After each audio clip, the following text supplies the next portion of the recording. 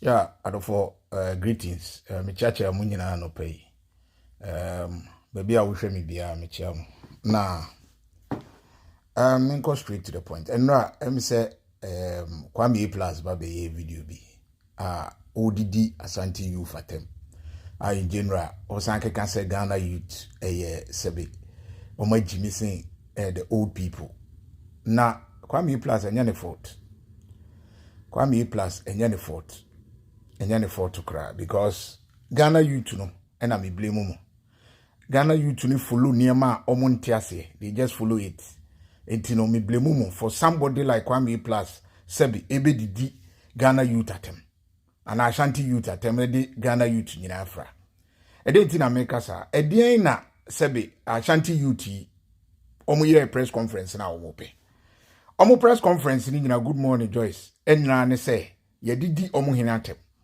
Enunti no omo respond to osofo daki word no sa we didi omo hene atem. So what you say? Enunti no omo wo me na yi a omo de ye press conference no. Na sabi ye didi obi hene atem. Na se Letitia ne chao. Na se oba be press conference say ye didi me hene atem enti no say na America eno fa se wo be video a kire omo say adan na omo enye press conference en hold aban responsible. Sometimes don't say the Biameka say Kwame plus will nim nyansa. And now all your video no say Asante hini obi ye na enye ne de. But ye did Asante hini atem. And nuntina Asante you be a press conference no. So what as you they did not do the press conference say Sebi omo ebi o honoma I say obi aka bibi keke and omo be press conference. That be the purpose of the press conference in say their king has been insulted and disrespected.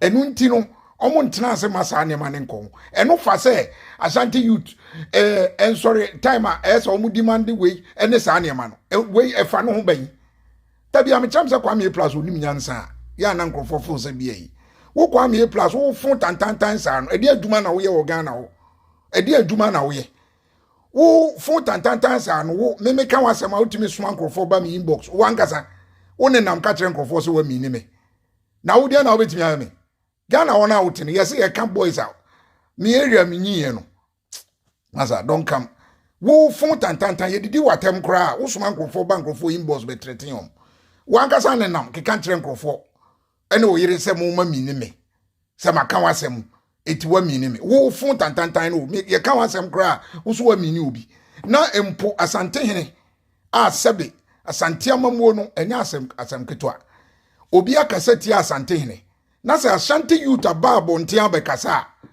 wo Kwame plus abegyina ho bedi o matem say so mu demand for good roads ne ne manema Ashanti youth ya be election o ma nya press conference anka say Ashanti esi develop we esi eye we o manka asem o mu be ya press conference ne say ye disrespect to o mo hene and o ma ba be press conference e kam asem.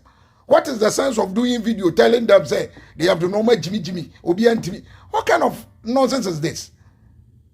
Wo Kwame plus wa aboa we kura aboa we Jimmy we ya wo nya dwuma blackmailer big time blackmailer wo politicians adaroma e na wo didi wo mpo wo nya dwuma fa wo nsa nya dwuma wo mpo wo fun say no me ka wasema wo soma nkrofo be threaten me inbox no mu wia wo nya mema ntino be fake account akwa ba akwa di nanim ba wotema onu ankasa wo hu bi me kire ne se meti abuchiri so metumi amambra ne na di wo Ghana a kire yi okofa nkrofo no mba inbox be pa me chew omo awosoma soma wo ni bi what wo tantantan we kura wotimi soma nkrofo se ya kan wasem nti omo mra me page e medi matem na wo ne nam so wa mi ni me wo fon tantantan we na Asante hene ya kan Asante hene obi adi papa natem what as akeka nsem fon se a kire papa yi na se Ashanti youth asori a wo Kwame plus wo se dey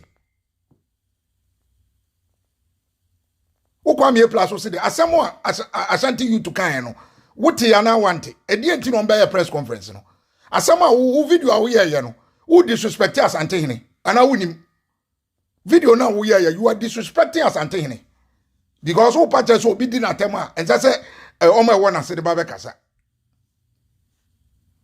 wo Kwame plus we wo fun tantantan wo nya dwuma na Ghana youth mu na me blame mu obi na aba high moro we Ghana youth bebre no mu Munsua nyansa. And somebody like Kwame Plus will always you mumisa say TPP no te no. Akonta ben and why with TPP nim. Mumu bebre na mo TPP na mutua dues. Oka kire bi no so obema madwuma. Wan na TPP nim na adwuma o Ghana. Mo a ogi musika asem ko abrochiri no. Wan na TPP edi ne ba abrochiri. Enne mumu bi ba me inbox ma be ka kire me Kwame Plus agigi yesika se ye kwa abrochiri o se corona ni ntidi ende. Meme na meme ka masem mamo. Me ana me ka na mudi matem no. Wo Kwame Plus obi ti America ugi ni sika so obeto asase ama no. Wo ka say asem ne ewura firi wo hu. Asem ne ewura mfi yo. Na wo me some matter no maka che oba ne so onya ama me. I will take that matter up. Utimi nyi obi sika so oto asase a ene e wonpe ho asem a fa nipa na asase koma no. Fa nipa na asase koma no. Ofo say ena me boys, o boys be na wo. Oya na me boys. Hwe. Masa Ghana hona yete no. Obia ni wo ye be masin obi. Wo enye politicians ya na wudi o machi o didi. Wo ka se enim de ekoso ho. Politicians ya na wudi o machi o didi. Wo gina wo say John mikotu bo ho. Say John na ma uska. Wo tu kwan na nya say John na ma uska. Anafu se enim. Wo tu kwan na nya say John na ma uska. Wo tu kwan na nya say John na ma uska. Politicians enye omo na ma uska. Unam wa ukoba di adwuma bachire awde ne nam Ghana di adwuma na oye. Ne Ghana no na ye makwan bia na obia na ana make say I blame the youth. Enu ntu Kwame Plus bet ka kire msem agimi. Efise mbeko di TPP achi akotua dius ama no. Etoba be di matem. Wo Kwame Plus kwa wo ye di watem aso ankrofo ba inbox o me13 nipa. Na wo ne nam se wo fontantan no. Nasa Ashanti youth aye yi say omo hene ya attack no enti no say ni ya o se de o so mu demand for development ne niam wadwen nya dwuma na press conference no mo ye no unim de enti omo ye press conference no Ashanti youth tama ye beto aba omo anya yi say omo demand for development Ashanti youth omo wante wo ya yi enra video na wo san di intro say Afari military hospital Mahama na esi de Wote wakra wunim facts. Wote wa wunim facts of Ghana. Eurojet project koko bisa. How come President Kufuor and a buyer and or yeah ansana 2008 over free power. Sa Afari hospital no. Military hospital na ujina wose Mahama na esi no. Tama NDC free power na percentage ahi na omeduru. MPP buyer koko hebe bia omeduru. Wote wana wo kasa keke. Uni facts na wo kasa. Eurojet project a o mampani dada Kufuor ekwosan ho bibia what I say what Ghana na wo ye wo didi nkrofo atem sabe omo se ya didi omo hini atem ena omo ba be kasa ye omo press conference. What is the sense in this insult? Said they have to demand for development. Now we need Ghana and Ashanti youth a year press conference say they are demanding for development in Ashanti region. Now ni ho eti we atem didi eni den wo fon tantantan we me say enkrofo ka wase mo social media me ka wase ma no aso enkrofo so mo metrete me what I say and I make one boy a wo soma no onko bisa tema ne brother mo ne be pa me chew media minimra wo soma no no so ni jimie no odi nanim bae and I me kire ne say yes social media metima fa picture na me dia amamra no wadi odi nanim bae ko bisa o boys na wo soma bi no onu akasa ni nuanom ne be pa chew kamra emra hwe what I say otumfo ena yaka asematia no ena nkrofo ka we eno video obeye nyina e otumfo na wudidi natem you are insulting otumfo if you don't know unim nyansa ntino o kasa I don't know if so papa kura wumu no o papa wo ba wiase wumu no etino o kasa onwen unim nyansa eno video obeye nyina no otumfo na wudi natem otumfo na eno video obeye nyina you are insulting otumfo if you don't know.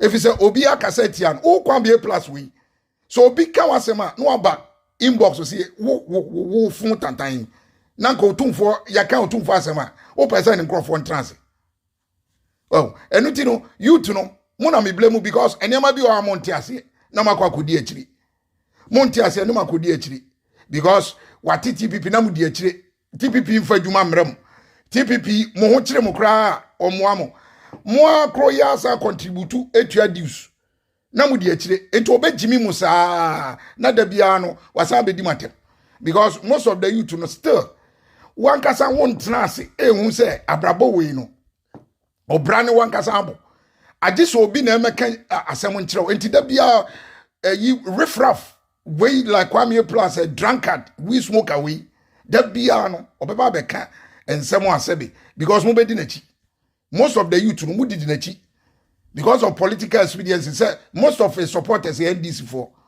and mo di nachi because mo for say MPP na power and or MPP ni no waya yinti mo di nachi eti do beka bia mo ye enti ebe da no didi matem eti so ka kire mo na ka Kwame Plus ne hwan a wo beka kire mo youth o Ghana say magimi sin old people nka one hwan a wo be di matem because of course I blame you the youth mo na mo di nachi de obeka bia na mo ye what I said de obeka bia na mo ye TPP a wote ye so what I said TPP a wote ye mo mi sa de na eye de boy what I say na wa ba bi gina ho say Ashanti Youth press conference no mo nya adwen fine no mo nya adwen fine o se me ba be didi o matem asama no a wo kan about a friend say no you know who did Asante atem so indirectly you are insulting Asante what I say na say obi Ghana youth mote obi sorry say I'm fighting for you and the leaders na mo di akiri me pesa bibisa mo amudi TPP na chi ni say edin adwuma na edi abremo ana de ensesa na edi aba mabrabom so wonim nyansa da bia wo be follow Jimmy for like that what I say Ashanti youth no they are fighting for their kingdom and I respect that if it's a brochure Holland Haiti say wo ba na wo be di Holland hin atema there are people who fight for them. There are people who fight for them. What I say? Et you know, Obia noa obetumi aye. Obia noa obetumi. Na youth ni bi no. Ena me o kano. Osi magimi. Osi most of mumu youth magimi. Yampa. Some of mumu youth no. Magimi na mudi nachi. Enti saa na obeka kire because most of you no mo ndwen ena mudi nachi. Saa na obeka kire mo. If it's a mo ankasa no mabrabo no mo nwen enema ebeboa mabrabo Ashanti Youth on press conference ye didi omo hinatem omo be on press conference we for atem didi hu say so omo demand for ende omo ye press conference about atem a ye di omo hine enu no for development ni sa na ma no ho any day medum besia